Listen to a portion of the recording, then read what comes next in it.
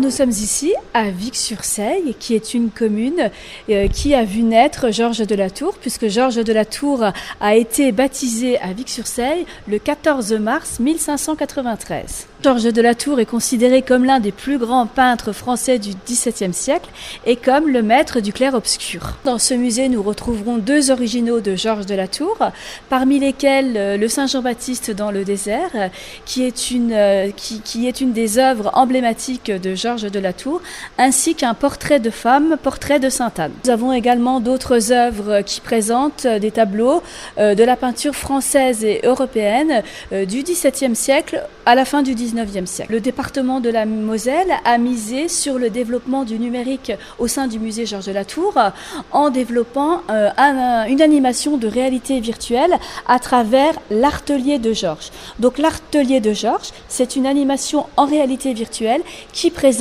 l'atelier de Georges de La Tour. Donc le visiteur est muni d'un casque et le visiteur est en pleine immersion dans l'atelier de Georges de La Tour. Il devient acteur puisqu'au travers de cette animation, on lui demande de saisir une loupe pour découvrir un détail sur un tableau, de prendre une bougie, d'enlever un tissu.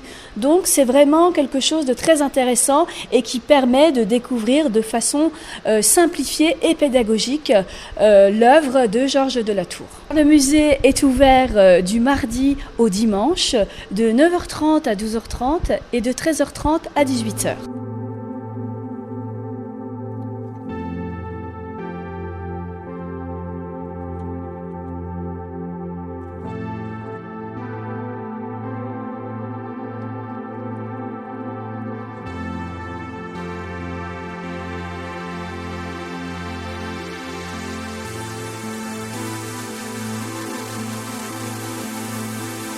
Pour parler essentiellement des Georges de La Tour, mais l'étage où nous nous trouvons abrite les collections du XVIIe siècle, donc qui ont tous une importance en fait, puisque ça permet de contextualiser Georges de La Tour et ses tableaux dans un siècle où on a beaucoup de styles de peinture différents et beaucoup de peintres, pour certains très connus.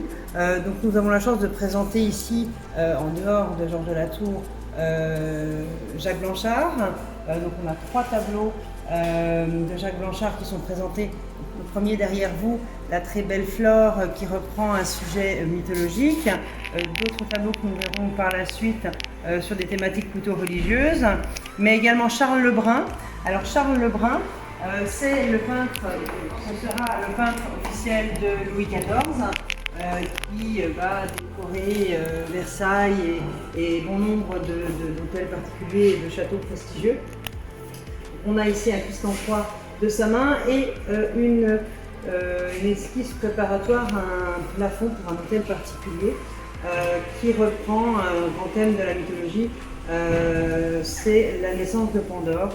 Donc là on est vraiment dans une représentation assez typique des grands décors qu'on va retrouver dans les châteaux et autres hôtels particuliers de cette époque. Vous voyez, le musée a été réalisé, pensé, dessiné autour du Saint Jean-Baptiste dans le désert.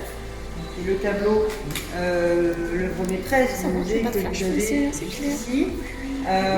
Et en fait, le musée a véritablement été pensé autour de cette œuvre, avec cet espace central qui permet la mise en valeur du tableau dans un écrin complètement naturel, c'est-à-dire qu'il n'y a pas d'artifice de mise en scène autour de ce tableau. Il est présenté vitré parce qu'il est classé trésor national depuis sa découverte en 1994 et son achat par le département de la Moselle. On a la chance d'avoir enrichi la collection au fur et à mesure des années.